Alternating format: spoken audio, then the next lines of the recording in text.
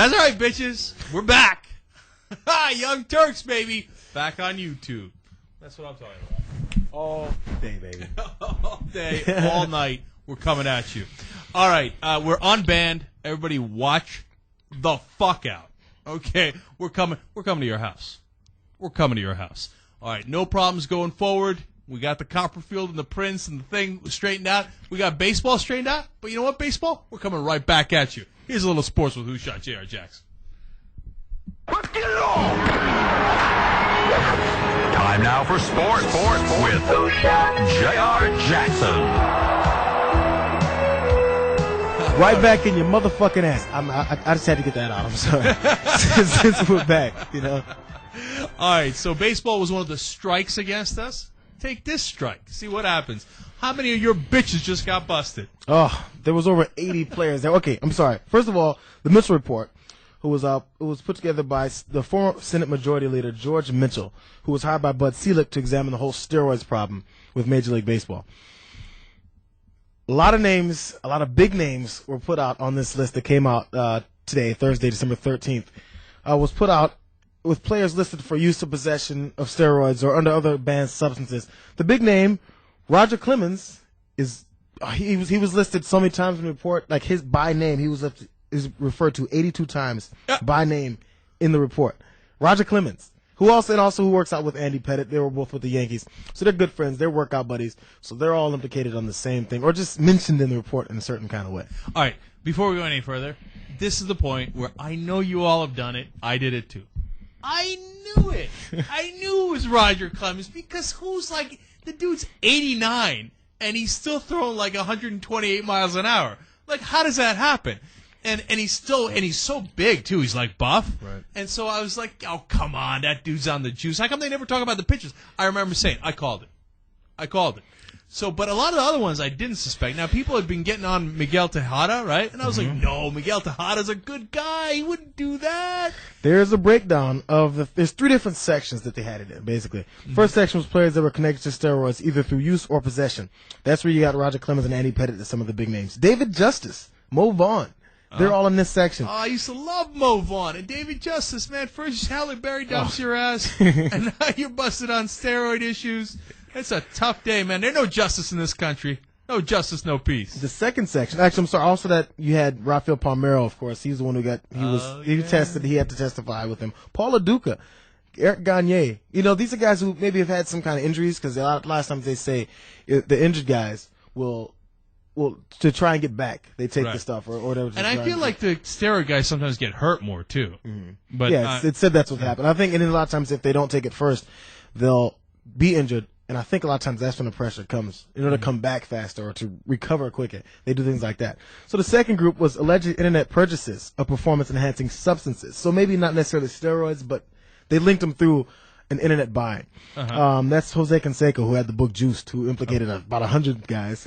Right. Troy Gloss, Jose Guillen, John Rocker. Look at Jose Canseco. Yeah, that's natural, right? Okay, but he admitted he's only admitted. He's like, I've put needles in other guys' asses. John Rocker's like, hey, listen, man, how much lower can I get anyway? So he's like, let me just try to juice up. And you know what? John Rocker's the one guy on the list, juiced, and it didn't work. Because he still sucked. Yeah, he kind of let his emotions get ahead of him on that. Right. And so also then the last section of it was players that were linked through Balco, the office or the. I'm not even sure what Balco really was. It's just a place where they had all the things coming together. And then that's, of course, when you had... Juice Central is what it was. And Barry Bonds has been most linked to that. Also Gary Sheffield, the Giambis, Jason and Jeremy Giambi, and Benito Santiago. These guys. All right, I take it back. That's two guys that didn't work for. Jerry Giambi. Poor son of a bitch, juicing up and still not getting anywhere. His brother Jason kind of had a little bit better. Oh, Santiago. I feel bad about Santiago, too. Oh, yeah. Please. Okay. Put up Barry Bonds' first picture again. Okay, before the juicing, right? Come on. Look at this picture before the juicing. Wow. Yeah, that dude. It does. And then 20 years later, he looks like twice that size. Give me a break. No. Okay. But what was surprising to me is Mark McGwire and Sammy Sosa not on the list. Not on the list I have in front of me. I mean, he's on the Mark McGwire on the list of acne issues. That's for sure. I mean, he had the classic things and the big arms later in his career. et cetera, et cetera. I'm still not buying it. He But was he's linked- not on the list. Yeah, he was linked with the whole Andro situation, and his defense was, well, you can get Andro at GNC. You know, you can go and buy these things there. So I don't know. And also this thing. Now, this is where it all gets into other things. Oh, when he had his first chance to be indicted into the Hall of Fame, this is hanging over his head because it's going to be people who are like, oh, well, you know what? If there's like the insinuation, if there's a possibility, if there's an implication, if there's any kind of way possible, I'm not going to vote for him to go in because if it's possible, this is the worst kind of cheating.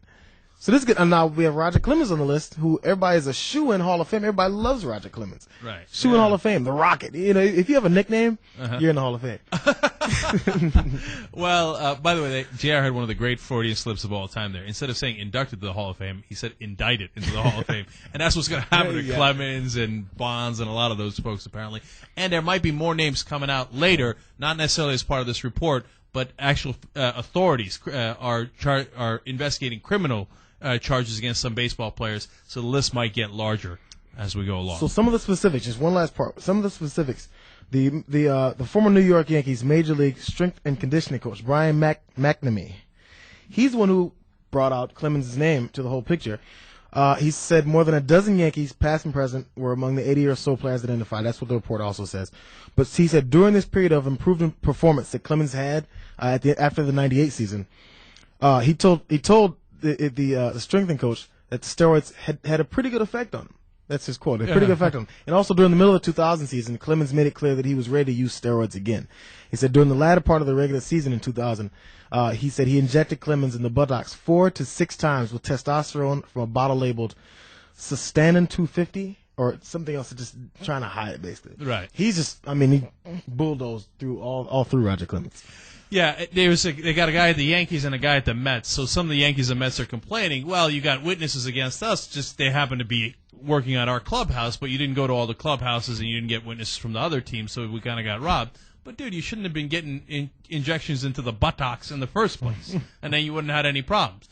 Listen, that's where I draw the line. Anytime somebody comes to you and says, hey, I'd like to inject you in the buttocks, say, no, thank you, walk away, you won't have any problems.